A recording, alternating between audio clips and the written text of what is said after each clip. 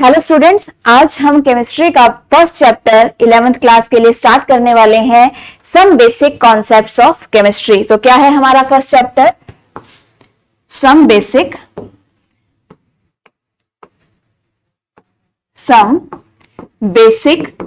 Concepts of chemistry. Some basic concepts of chemistry. क्या होती है केमिस्ट्री? आप जब जूनियर क्लासेस में थे तो सबसे पहले आपसे एक चीज पूछी जाती थी, साइंस, है ना। कोई भी टीचर आता था क्लास में, क्या पूछता था बच्चों? डिफाइन करो व्हाट इज साइंस। तो आज हम पढ़ेंगे कि केमिस्ट्री क्या होती है। जब आपने सब्जेक्ट केमिस्ट्री लिया है, इट मींस आपसे श्योरली ये क्वेश्चन तो जरूर पूछा जाएगा कि केमिस्ट्री क्या होती है। और अगर आप इसे मेमोराइज करोगे तो थोड़े ही टाइम में यू विल फॉरगेट कि actually what chemistry is. Okay, तो अब हम देखते हैं कि केमिस्ट्री होती क्या है, सो दैट हमसे हमारे लाइफ टाइम में कभी भी कुछ भी कोई पूछे कि केमिस्ट्री क्या होती है, you are easily explain the definition, you easily define the chemistry term कि केमिस्ट्री होती क्या है। ठीक है, तो केमिस्ट्री होती क्या है? केमिस्ट्री तो केमिस्ट्री होती है, it is the branch of science. ठीक है, ये साइंस की एक ब्रांच होती है। तो डेफिनेशन इतनी लाइन तो आई होप सबको लर्न होगी। जैसे होता है ना, कोई भी आंसर है उसकी सबसे पहली टर्म अगर कोई पूछे कि क्या होती है तो आंसर फटाफट बच्चा क्या बताएगा? दा तो कॉमन होता है जो हम हर जगह लिखेंगे, कॉमन होता है। वैसे ही जब हम डेफिनेशन लिखते हैं तो यहाँ पर जो आपको लर्न रखना है, जो आपको चीज आती है, वो क्या होती है? It is the branch of science. ठीक है, साइंस की एक ब्रांच है। आपको पता है साइंस में क्या आता है? फिजिक्स आती है, केमिस्ट्री आती है, बायोलॉजी आती है, राइट। तो ये साइंस की ब्रांच होती है केमिस्ट्री। इसमें हम पढ़ते क्या है? केमिस्ट्री में हम इसमें मैटर के बारे में पूरी जानकारी लेते हैं। मैटर के बारे में हम कंप्लीट स्टडी करते हैं। यानी कि अगर मैं इस पेन की बात करूं तो ये पेन क्या है? मैटर। बना कैसे है ये पेन? तो इसकी कॉम्पोजिशन कैसी है?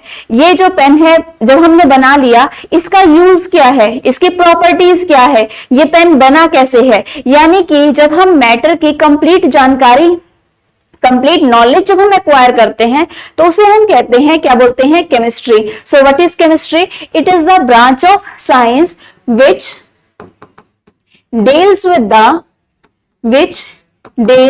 with the किससे के साथ ये डील करता है? which deals with the study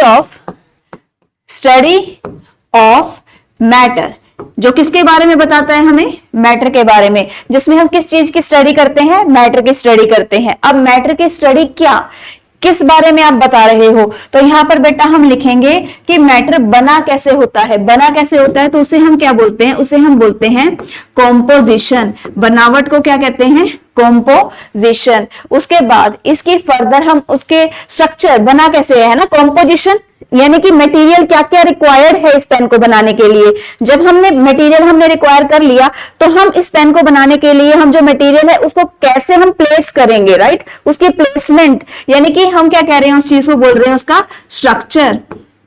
ठीक है, स्ट्रक्चर के बाद ये पेन, इसके लिए हमने मटेरियल इकट्ठा किया, हमने इस पेन को बनाया। इस पेन को बनाने के बाद हम इस पेन का यूज कैसे कर रहे हैं, या हम क्या कहेंगे कि ये पेन है, ये फर्दर इसका आगे काम क्या होता है, यानी कि हम क्या बोलेंगे कि प्रॉपर्टीज। क्या बोलेंगे बेटा? प्रॉपर्टीज। ठीक है, तो यानी कि ओवरऑल बात जो हमने बोला वो क्या? It is the branch of science which deals with the study of matter, that is composition, structure, properties etcetera. इसे हम क्या बोलते हैं? This is the chemistry. Okay, क्या होती है ये? Chemistry. So what is chemistry? It is the branch of science which deals with the study of matter, जिसमें हम मैटर के बारे में नॉलेज एक्वायर करेंगे, यानी कि composition, structure, properties etcetera, right. I hope आपको केमिस्ट्री की टर्म अच्छे से क्लियर हो गई है और आप इस टर्म को नहीं भूलोगे। अब बात आती है बेटा, केमिस्ट्री जब हम सब्जेक्ट लेते हैं, ये सब्जेक्ट डिफिकल्ट नहीं होता। डिफिकल्ट हमें तब लगता है जब हम इसके बारे में कंप्लीट नॉलेज नहीं रखते। हमें जो भी हम यहाँ पर वर्ड यूज करते हैं, हमें उसके बारे में पता होना चाहिए कि एक्चुअली में हम कोई भी वर्ड यहाँ पर क्यों लिख रहे हैं, राइट। तो केमिस्ट्री तो हमने देख लिया कि मैटर के बारे में हम कंप्लीट स्टडी करेंगे। तो मैटर होता क्या है? What is the matter? Okay, so हम यहाँ पर अंडरलाइन करते हैं, इसको बॉक्स में डाल दिया, सर्कल कर दिया और इसे मैंने अंडरलाइन भी कर दिया, matter. So what is matter? Matter आप जूनियर क्लासेस से पढ़ते हुए आ रहे हो। मैटर क्या होता है? Anything which occupies some space and has mass, है ना। ऐसी कोई भी चीज जो कुछ जगह घेरे, जिसका कुछ मास हो, उसे हम क्या कहते हैं? मैटर। क्या सिर्फ इतनी डेफिनेशन क्लियर है? तो नहीं, वो जो डेफिनेशन आपने पढ़ी है वो सिर्फ बेटा जूनियर क्लासेस तक होती थी। हम उसके आगे एक और कॉन्सेप्ट लगाते हैं, वो क्या? पहले लिखना स्टार्ट करें, ठीक है। So what is matter? Anything which occupies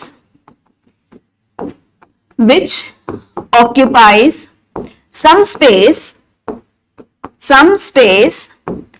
and has mass। इतनी डेफिनेशन क्लियर है? इतनी डेफिनेशन आपने पहले तक पढ़ी हुई है। Anything which occupies some space and has mass and, अब न्यू वाला कॉन्सेप्ट इसमें लगा रहे हैं, and can be felt by any of our five senses, any of our five senses, ठीक है। तो वो मैटर होता है। अब मैंने क्या बात लिखी है? ऐसी कोई भी चीज जो कुछ स्पेस ऑक्यूपाई करती है, जिसका कुछ मास होता है। Space in the sense, pen है, पेन में कुछ तो स्पेस जगह घेरी हुई है, इसका कुछ मास भी होगा, इसका मतलब ये मैटर है, ठीक है। लेकिन ये जो लाइन लिखी है ना, can be felt by any of our five senses, ये लिखना जरूरी क्यों है? सम टाइम ना बच्चा पजल रहता है इस चीज में कि लाइक वो उसे बोला जाए कि एयर एक मैटर होती है, तो एयर उसे समझ में आता है, एयर स्पेस कहाँ ऑक्यूपाई करती होगी, इसका कुछ क्या मास होता होगा। तो एयर ना, जब व्हेन एयर ब्लो, आपके आसपास जब तेज हवा चल रही है तो आप उसको फील कर सकते हो। इसका मतलब आपके फाइव सेंसेस में से एक सेंस ने उसको फील किया, राइट। तो वो क्या होता है? मैटर। क्या होता है? मैटर। अगर आप किसी चीज को स्मेल कर पा रहे हो, ठीक है, your nose is working there, okay, so वो भी क्या होगा? Smell of perfume, any kind of smell, तो उसे भी क्या बोलेंगे? That is also called matter. Okay, तो इसीलिए हमने यहां पर लिखा मैटर क्या होता है? ऐसे कोई भी चीज जो कुछ जगह घेरती है और उसका कुछ मास होता है, और वो हमारी फाइव सेंसेस में से हम कोई भी एक सेंस भी अगर उस चीज को फील कर पाती है ना, तो उसे हम क्या बोलेंगे? उसे हम बोलते हैं मैटर। क्या बोलते हैं? मैटर। जैसे ये पेन है, इसको हम देख सकते हैं, ठीक है, तो हमारी ऑब्वियस सी बात है, ये भी हमारी सेंस है जो उसको देख पा रही है, हमारी आईज है जो उसको देख पा रही है। तो हमने यहाँ पर एक नई चीज यहाँ पर लिखी है, can be felt by any of our five senses. I hope ये चीज आपको क्लियर हो गई है। इसके बाद नेक्स्ट आता है हमारे पास, मैटर तो हमने पढ़ लिया। हमने पहले क्या पढ़ा? केमिस्ट्री। केमिस्ट्री क्या होता है? जिसमें हम मैटर के बारे में कंप्लीट नॉलेज एक्वायर करते हैं। चलो ये भी बात ठीक है। मैटर क्या होता है? अभी पढ़ा हमने, क्या होता है matter? Anything which occupies some space and has mass and can be felt by any of our five senses. अब बात आती है बेटा, क्या मैटर सिर्फ इस डेफिनेशन तक ही सीमित है?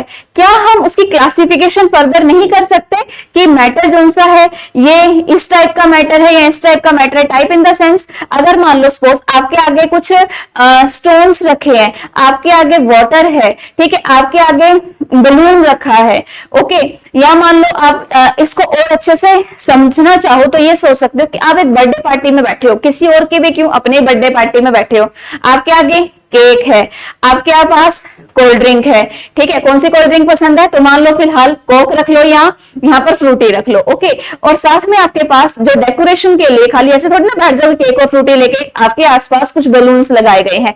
तो आपको बोला इसमें आप बताओ कि मैटर क्या है, तो आप ये तो देख के कहोगे ना कि इसमें हर एक चीज में मैटर होता है, बट अब इसको क्लासिफाई कैसे करोगे? जो केक है वो क्या हो गया? सॉलिड। जो कोक है वो क्या हो गई?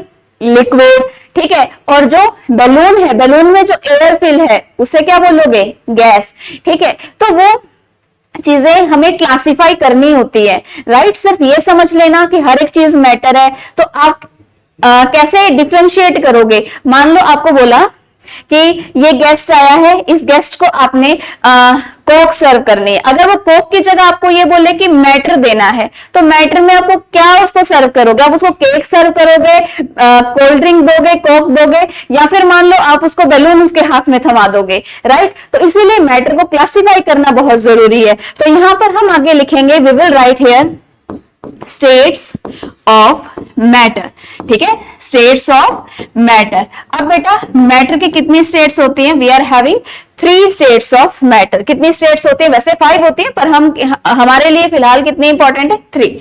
Okay, so there are 3 states of matter, ठीक है। मैटर की 3 स्टेट्स होती है। कौन कौन सी होती है?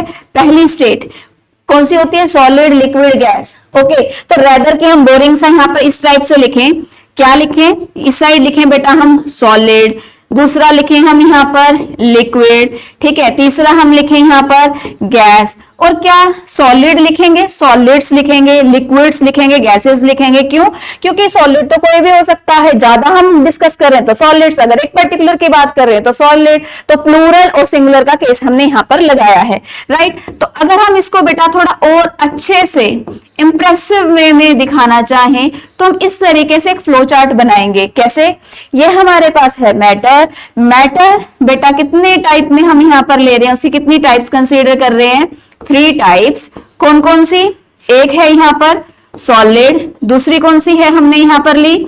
लिक्विड, और तीसरी हमने कौन सी ली यहां पर? गैस। क्लियर है? तो हो गया सॉलिड, लिक्विड और gas. Is it clear to all? I hope ये चीज आपको अच्छे से समझ में आ गई होगी कि मैटर क्या होता है, केमिस्ट्री क्या होती है, मैटर की 3 स्टेट्स कौन कौन सी होती है। अगर हम सॉलिड की बात करें तो सॉलिड में क्या है? केक, है ना, तो ये तो याद रहेगा ही। नेक्स्ट आता है लिक्विड। लिक्विड में क्या होता है? कोक हो गई, फ्रूटी हो गई, वाटर हो गया, तो क्या किस में आ जाएगा? लिक्विड में। गैस में तो जब भी बर्थडे पार्टी में बैठो ना तो बैलून्स पे ध्यान देना, है ना, तो बैलून्स में क्या प्रेजेंट होता है? गैस, तो यहां पर क्या आ जाएगा? गैस, ठीक है। अब बात आती है, इनकी भी हम कंप्लीट नॉलेज रखते हैं, क्योंकि चाहे बेटा हमें सब आता हो लेकिन फिर भी हमें हर एक चीज को बहुत केयरफुली ऑब्जर्व करने की जरूरत होती है, सो दैट हम कॉन्सेप्ट्स को, अपने कॉन्सेप्ट्स को और अच्छे से क्लियर करें, राइट। तो अब हम लेते हैं बेटा इसके बाद इन स्टेट्स के बारे में। अब हम यहां पर कंप्लीट डिस्कशन करेंगे सॉलिड, लिक्विड और गैस के बारे में, ठीक है।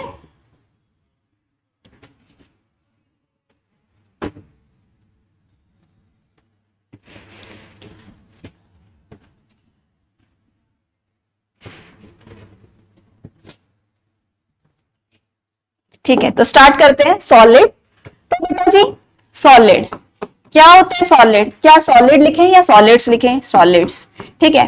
तो अब सॉलिड्स में हम क्या पढ़ते हैं? सॉलिड्स जिनकी डेफिनेट शेप और डेफिनेट वॉल्यूम होती है। कैसे? कि मान लो वही केस है, अभी हमने बर्थडे पार्टी का लिया कि अब आपने ना, आपके लिए केक आया है, अब जो आपके फ्रेंड या आपके पेरेंट्स जो आपके लिए केक लेकर आए हैं, वो जो केक उन्होंने ऑर्डर किया था ना, वही केक आप तक सेम पहुंचा है। ऐसा नहीं होता कि उन्होंने कोई और केक बनवाया था, ठीक है, आप तक कुछ और ही पहुंच गया, ऐसा नहीं होता। जितनी क्वांटिटी उन्होंने ऑर्डर करी थी उतनी ही क्वांटिटी आप तक यहां पर पहुंची है। तो इसे हम क्या कहते हैं कि जो हमारे पास बेटा सॉलिड होता है, ठीक है, सॉलिड की अगर हम बात करें, सॉलिड्स की अगर हम बात करें तो फर्स्ट प्रॉपर्टी जो इनकी होती है वो क्या होती है? They have definite shape and definite volume, ठीक है। इनकी डेफिनेट शेप होती है और क्या होती है बेटा? इनकी डेफिनेट वॉल्यूम। क्वांटिटी जो उनसे होती है इसकी वो सेम रहती है, चेंज नहीं होती, शेप चेंज नहीं होती, वॉल्यूम जो है वो इसकी चेंज नहीं होती, राइट। तो they have definite shape and definite volume. Second thing, they have strong inter particle intermolecular force of attraction. They have strong interparticle या they have intermolecular force of attraction, ठीक है, force of attraction, ठीक है। कैसे? कि अगर हम एक सॉलिड की बात करते हैं, अब सॉलिड मान लो स्टोन ले लिया, टेबल ले लिया, कुछ भी ले लिया, इतना तो आपको पता है बेटा कि उसको हम आसानी से उसको हम ब्रेक नहीं कर सकते, है ना। ये चीज आपने पढ़ी है कि अगर मान लो सपोज हम अपने आर्म की बात करें, हम अपने हैंड की बात करें, हम अपना हैंड ना एयर में इजीली ऐसे वेव कर सकते हैं, बट एक वुडन अगर हमारे आगे ऑब्जेक्ट है, एक टेबल है, टेबल में से हम ऐसे अपने हाथ को ऊपर ऐसे पास नहीं कर सकते, नहीं कर सकते हम अपने हाथ को इस तरीके से पास, लेकिन एयर में से हम ऐसे आसानी से मूव कर सकते हैं। और अगर हमारे पास कोई एक हार्ड वुडन ऑब्जेक्ट हो, बहुत ज्यादा हार्ड वुडन ऑब्जेक्ट हो, उसको हम ऐसे अगर करना चाहे तो हमसे वो ब्रेक भी नहीं होगा, उसके लिए हमें कराटे एक्सपर्ट चाहिए होगा, राइट। तो ऐसे केस में जो सॉलिड है वो इतना हार्ड क्यों है, हमारा हाथ क्यों नहीं उसमें से ऐसे बाहर जा रहा। लेकिन एयर की अगर हम बात करें, एयर में तो हमारा हाथ इजीली मूव कर रहा है। सेम केस अगर हम बात करें स्विमर की, तो जो स्विमर होता है वो भी वाटर के अंदर इजीली ऐसे मूव कर लेता है, यानी कि स्विम कर लेता है। लेकिन अगर वही जो स्विमिंग पूल है वो पेबल्स के साथ फिल हो, तो क्या वो जो स्विमर है वो उसमें से पेबल्स के थ्रू इजीली स्विम कर पाएगा? नहीं। ठीक है, तो क्या रीजन आता है उसके बीच में? ये जो फोर्स होता है, इंटर पार्टिकल डिस्टेंस होता है, हम इसकी बात करते हैं। तो कैसे, जैसे मान लो ये हमने एक कोई ऑब्जेक्ट लिया, इसके अंदर जो पार्टिकल्स हैं कुछ इस तरीके से प्रेजेंट होते हैं सॉलिड में, ये ऐसे, ये इस तरीके से, ठीक है। ये देखो, ये सर्कल, नेक्स्ट सर्कल, उसके बाद बेटा नेक्स्ट सर्कल, उसके बाद ये हमने देखो, ये हमने बनाया है नेक्स्ट, ठीक है। ये हम बना क्या रहे हैं? हम इसके पार्टिकल्स बना रहे हैं, यानी कि उसके हम जो हमारे पास सॉलिड ऑब्जेक्ट है हम उसके क्या बना रहे हैं? यहाँ पर पार्टिकल्स, मॉलिक्यूल्स जो हम यहाँ पर शो कर रहे हैं उसके, ठीक है। मॉलिक्यूल्स की जगह हम फिलहाल वर्ड पार्टिकल यूज करेंगे, क्योंकि अभी आप बिल्कुल स्टार्टिंग पे हो, तो देखो कि हम एक्चुअली में चीजें क्या पढ़ रहे हैं। तो यहाँ पर बहुत से पार्टिकल कुछ इस तरीके से अरेंज होते हैं। अब इस चीज को समझना हो, इस पार्टिकल्स के अरेंजमेंट को, तो बेटा आपके पास ना, मान लो सपोज 12 बॉल्स हैं, इन 12 बॉल्स को की अरेंजमेंट आप कैसे कर सकते हो? एक अरेंजमेंट ऐसे कर सकते हो कि 4 बॉल्स, 1 2 3 4 बॉल्स ऐसे लगाई, नेक्स्ट 4 बॉल्स 1 2 3 4 बिल्कुल उसके साथ लगाई, अटैच की, नेक्स्ट 4 बॉल्स बिल्कुल उसके साथ अटैच कर दी। एक तो अरेंजमेंट ये पॉसिबल होती है। इसके अलावा एक अरेंजमेंट यहाँ पर और पॉसिबल होती है, वो क्या बेटा? ये जो पार्टिकल्स हैं, देखो फर्स्ट रो तो हमने ऐसे बना दी, कुछ इस तरीके से होता है ना कि सब बच्चे एक तरह नहीं सोचते होते, कुछ हट के सोचते हैं। वो क्या सोचते हैं कि जरूरी है कि हम इस चीज को ऐसे शो करें, क्या ये जरूरी है? तो नहीं जरूरी है। तो वो क्या सोचेंगे कि हम क्या करें, ये जो बीच में गैप आ रहा है, अगली प्लेसमेंट हम कुछ इस तरीके से करते हैं। हमने यहां पर रखा एक पार्टिकल, एक यहां पर रखा पार्टिकल, एक हमने यहां रखा पार्टिकल, एक हमने यहां रखा पार्टिकल, राइट।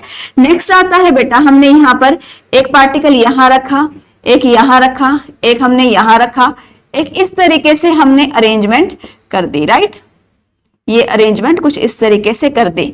ओके, तो आपको सॉलिड तो पता है कि पार्टिकल्स ऐसे साथ प्रेजेंट होते हैं, लेकिन अगर हम सॉलिड्स की अरेंजमेंट कुछ इस तरीके से करें, ठीक है ना। यहां तो बेटा देखो जो सीक्वेंस है वो हमने किस तरीके से अरेंज की है कि पार्टिकल्स के साथ, सॉलिड के साथ ही अगला जो हमने सॉलिड है वो रखा है।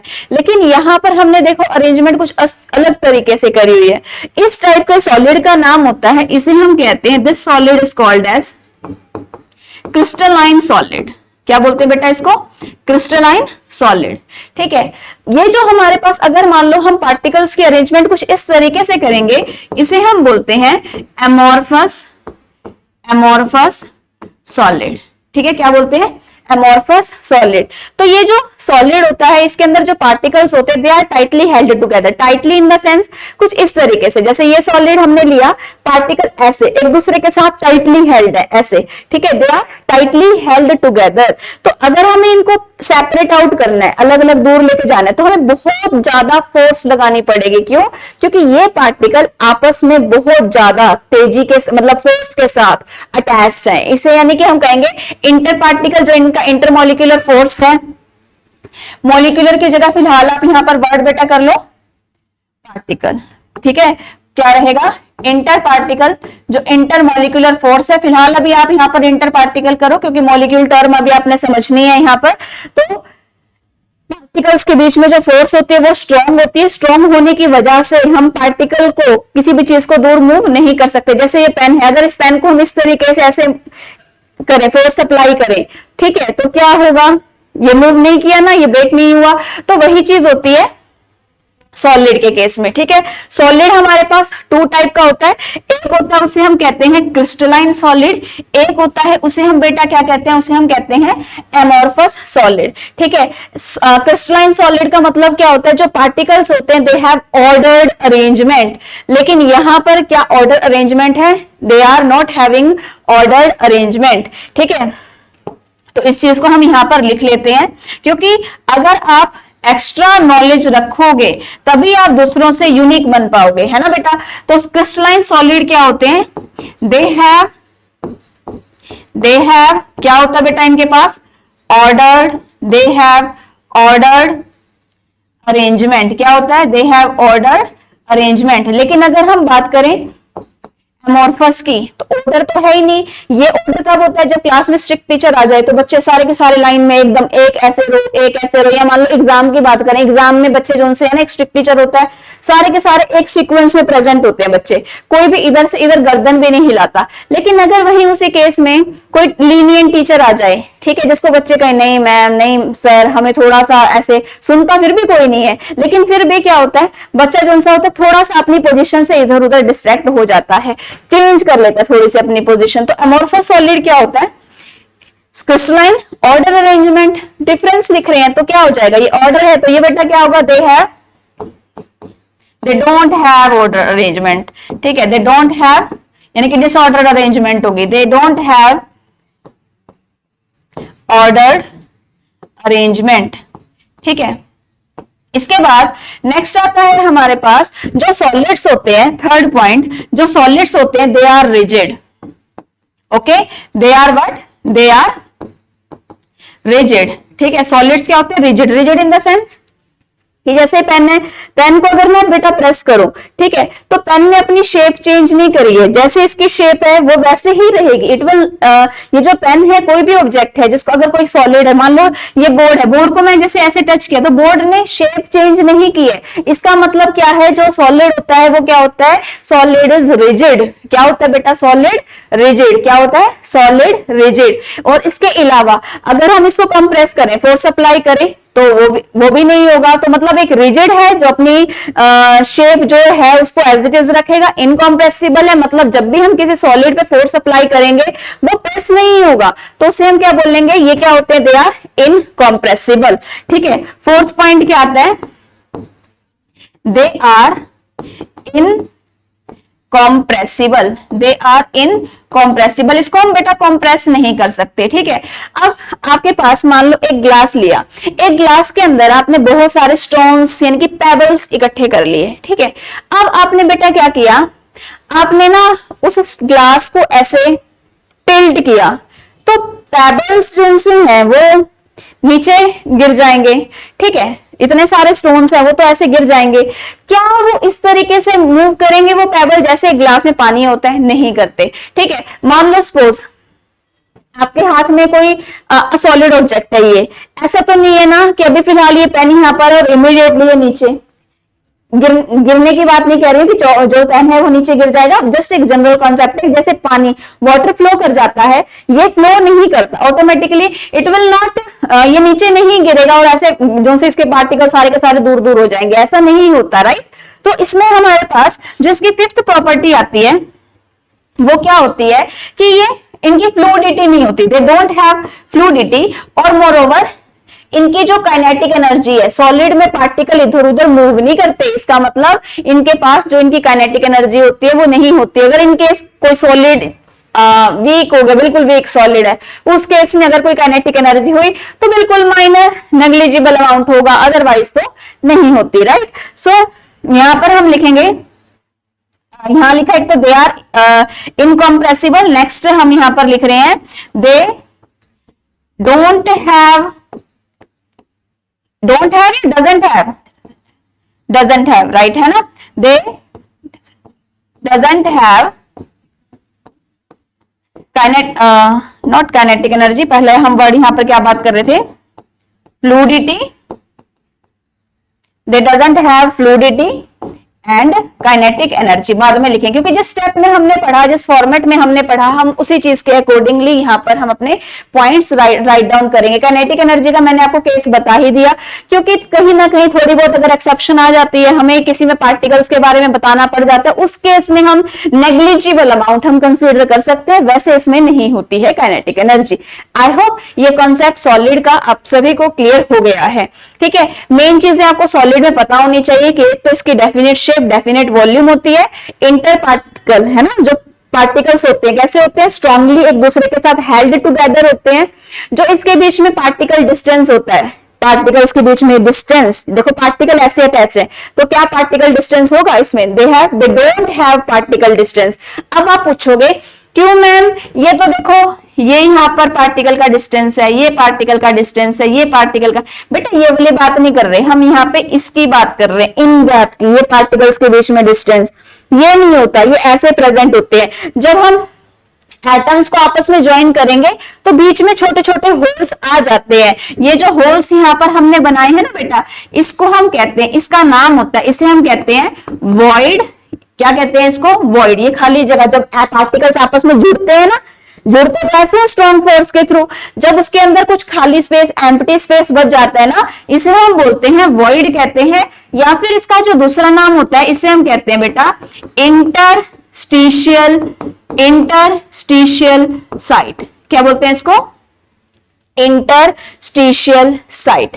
आई होप ये चीज आपको क्लियर हो गई है, सॉलिड के बारे में आपको ये सारी डिटेल आपको मिल चुकी है, क्लियर है। इसके बाद अब हम नेक्स्ट स्टार्ट करते हैं, we talk about liquids. Okay, तो इसे हम रब कर देते हैं, सो करते हैं इसे हम रब, और हम चलते हैं नेक्स्ट टॉपिक पे। नेक्स्ट है हमारा लिक्विड्स। ओके,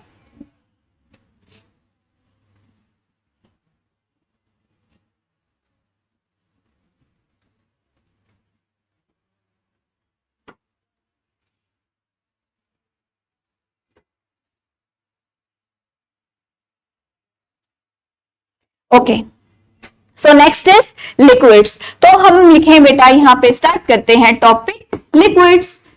लिक्विड्स क्या होता है लिक्विड, ये तो कॉमन बात है, एक ग्लास में हमने पानी लिया, ठीक है, अगर हम उसे किसी और ग्लास में ट्रांसफर करें जिसकी शेप कुछ और है, तो ऑब्वियस सी बात है वाटर अपनी शेप चेंज कर लेगा, लेकिन जो क्वांटिटी है, quantity will remain same. As such नहीं होता कि मान लो सपोज आप स्कूल में वाटर बॉटल लेके गए साथ में, ठीक है, आपने थोड़ा सा पानी खुद पिया, थोड़ा सा पानी ग्लास में डाल दिया, ओके, किसी को दे दिया कि भाई तुम पी लो, तो बाद में ऐसा नहीं होता कि मैजिक हैपन्स और जो बोतल है वो ऑटोमेटिकली फिल हो जाएगी, नहीं। क्यों, क्योंकि बोतल में जो वाटर है उसकी क्वांटिटी क्या है बेटा, फिक्स है। तो यहां पर हम क्या लिखेंगे, इसमें हमारा फर्स्ट पॉइंट लिक्विड से केस में क्या आएगा, they have definite volume, quantity same है, तो हम उसके लिए वर्ड डेफिनेट यूज कर रहे हैं। डेफिनेट मतलब बिल्कुल, ठीक है, जितनी है वॉल्यूम उतनी की उतनी ही रहेगी, इसीलिए definite word. They have definite volume but indefinite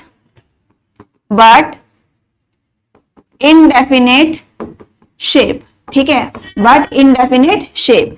second जो आती है बात, सॉलिड में पार्टिकल ऐसे प्रेजेंट थे, लिक्विड में पार्टिकल्स इस तरीके से प्रेजेंट होते हैं, यानी कि थोड़ा सा गैप आ जाता है पार्टिकल्स के बीच में। तो हम इसे कैसे बनाएंगे, हम पहले ड्रॉ करते हैं, ठीक है, ड्रॉ करने से हमें चीजें ज्यादा अच्छे से क्लियर हो जाती है एंड इट लुक्स गुड कि बच्चे को इतनी डिटेल्स पता है।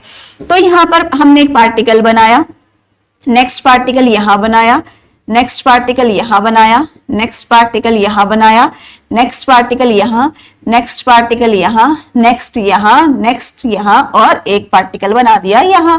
मतलब कहने का क्या कि अगर हम बात करें क्लास में बच्चा बैठा है, टीचर है, तो बच्चे बिल्कुल एक जगह अपनी जगह पे बैठे रहेंगे, हिलेंगे नहीं। लेकिन जैसे ही लंच ब्रेक होता है तो क्या होता है, इमीडिएटली एक बच्चा यहाँ पे, और कुछ जगह क्या होता है कि बच्चे को क्लास से बाहर नहीं रिसेस टाइम में जाने देते, ग्राउंड में, है ना, क्या कहते हैं, होता है ना समटाइम एग्जाम टाइम में, क्या बोलेंगे, रिसेस भी क्लास में ही है, किसी ने कैंटीन जाना हो जाओ, अदरवाइज यहीं पर बैठे रहो।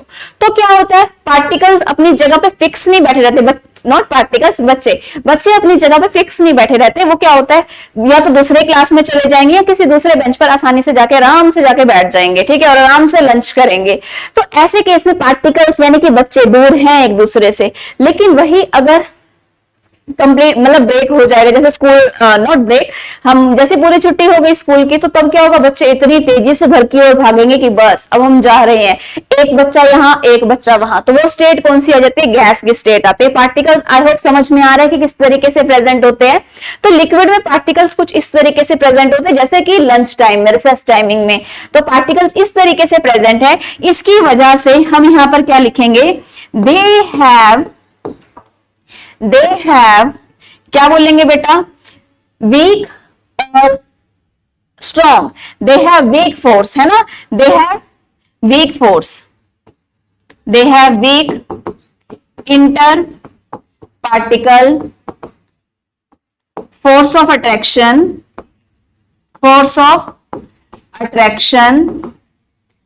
देन कंपैरिजन किसके साथ कर रहे हैं बेटा, देन सॉलिड्स, किसके साथ कंपैरिजन कर रहे हैं, सॉलिड्स के साथ, ठीक है। They have inter particle weak inter particle force of attraction than solids.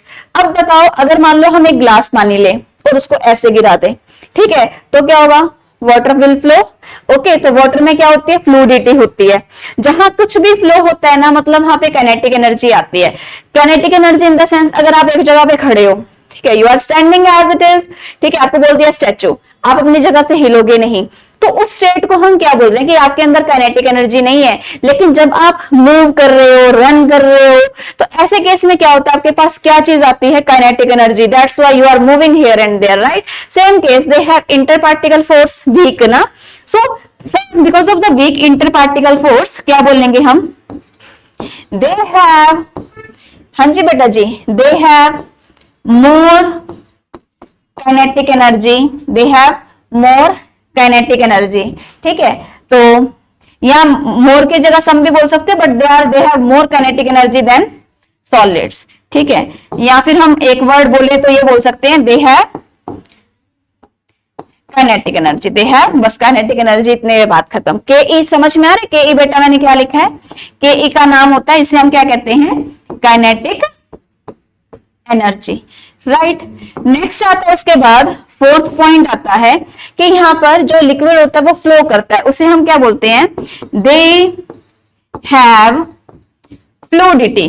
क्या होती है बेटा इसके पास, फ्लूइडिटी। फ्लूइडिटी मतलब कि जैसे हमने वाटर लिया और वाटर को हमने ऐसे गिराया, तो क्या हो जाएगा, वाटर जो सा है इट विल फ्लो, तो हम क्या बोलेंगे, they have fluidity.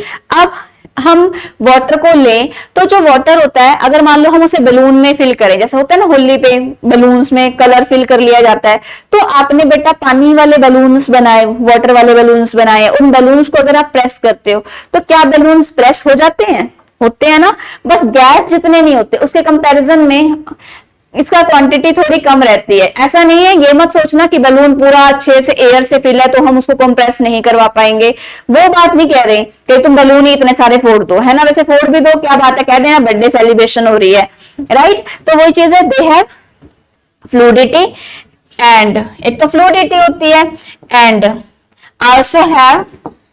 Also have compressibility. Compressibility मतलब ये क्या होते हैं बेटा, कॉम्प्रेसिबल होते हैं, ठीक है, कॉम्प्रेसिबिलिटी। आई होप ये चीज आपको क्लियर हो चुकी है। इसके बाद नेक्स्ट आता है, हमने लिक्विड्स कंसीडर कर लिया, सॉलिड्स देख लिया, लिक्विड्स देख लिया। अब हमारा नेक्स्ट क्या आएगा टॉपिक, नेक्स्ट हम इसके बाद फर्दर किसको देखेंगे, बताओ जल्दी, गैसेस के बारे में, राइट। हम किसके बारे में पढ़ेंगे, गैसेस के बारे में।